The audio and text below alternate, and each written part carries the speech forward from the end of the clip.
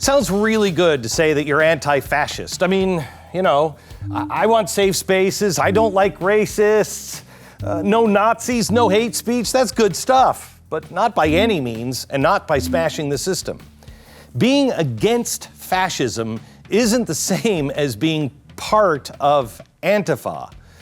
Being for, no hate speech doesn't make you for free speech.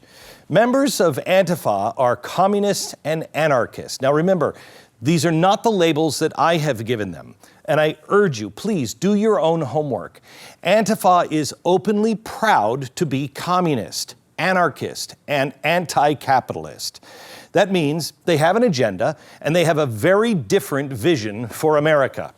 So in this chalkboard series, we want to cover a few things.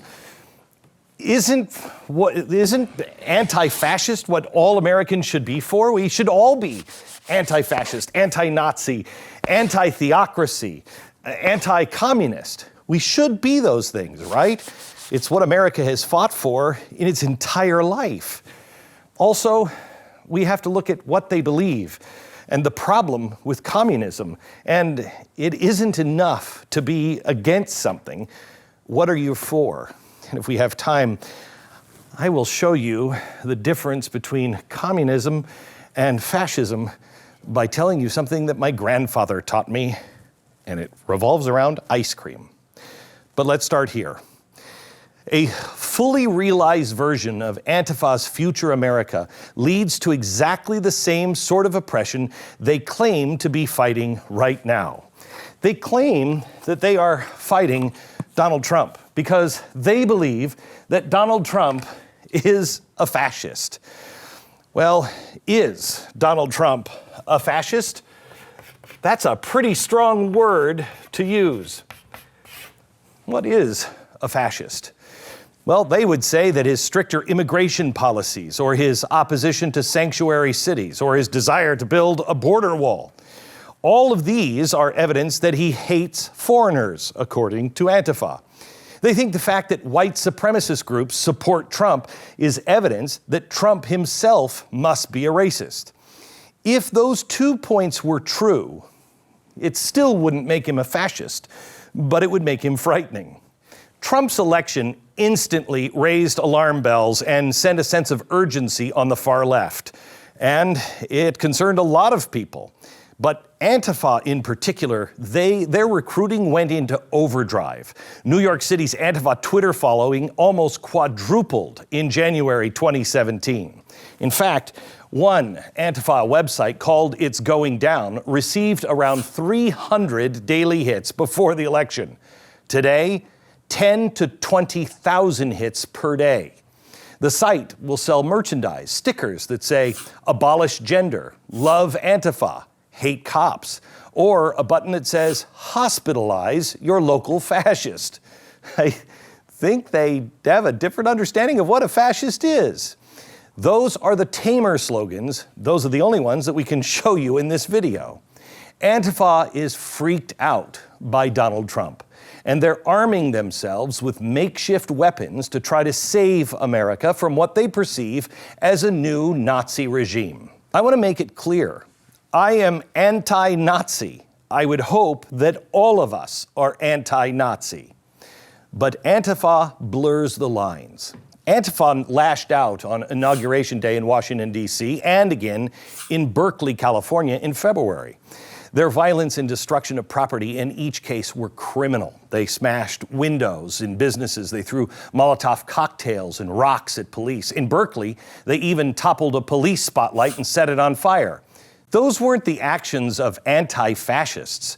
Those were the actions of people who are anti-cop and anarchists. Now, since August 2017, violence in Charlottesville, Mark Bray, a former Occupy Wall Street organizer and now a professor at Dartmouth, has become sort of a spokesperson for Antifa because of his book, Antifa, the Anti-Fascist Handbook. He calls his book an unabashedly partisan call to arms. Bray says, It's important to remember that these are self-described revolutionaries. They're anarchists and communists who are way outside the traditional conservative liberal spectrum. They are not interested in and do not feel constrained by conventional norms. One member of Baltimore Antifa group summarizes their philosophy like this: you fight them by writing letters and making phone calls, so you don't have to fight them with your fists. Then you fight them with fists, so you don't have to fight them with knives. You fight them with knives, so you don't have to fight them with guns. And you fight them with guns, so you don't have to fight them with tanks. Bray says the point is to shut down fascists, not just in the street, but in every interaction. An anti-fascist outlook has no tolerance for intolerance. It will not be agree to disagree. No tolerance for intolerance. Well, you better hope the people up at the top remain good. This is the problem with socialism, communism, fascism, and all the other isms where people grab control. Antifa is completely antithetical to American values and our heritage of freedom and debate. If you're unwilling to agree to disagree, then what is the next logical step? Beating someone in submission? Yeah. How about locking them up?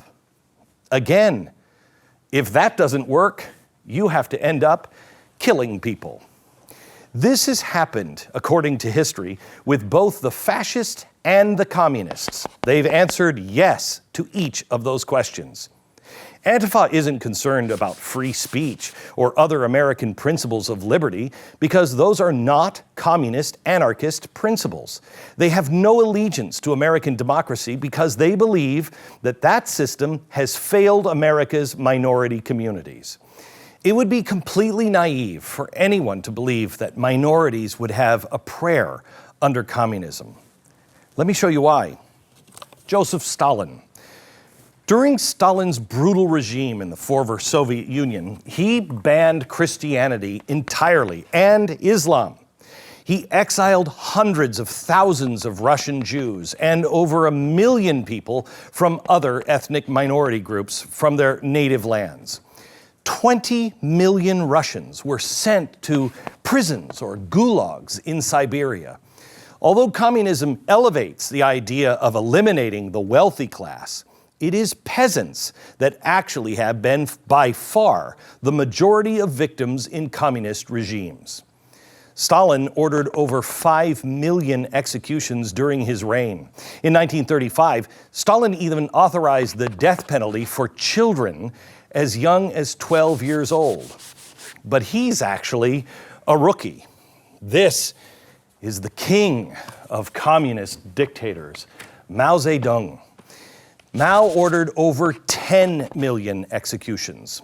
Under their communist regimes, Poland, Czechoslovakia, Yugoslavia, Vietnam, Cambodia, North Korea, each executed at least 1 million of their own citizens. Isn't communism swell? The uninformed don't always equate communist dictators with this guy, Nazi Germany. He was a national socialist. They were international communists. It's the same thing. For some reason, we romanticize these two and vilify him. He was a small killer in comparison to these two. They're all three fascist, communist killers. It's what they believe.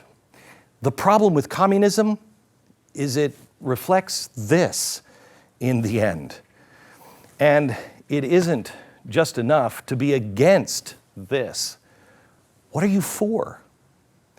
Here's something I doubt Antifa teaches its new recruits. Although Hitler supposedly hated communists, Hitler actually admitted that they made great converts to Nazism because he said the same personality type was attracted to both.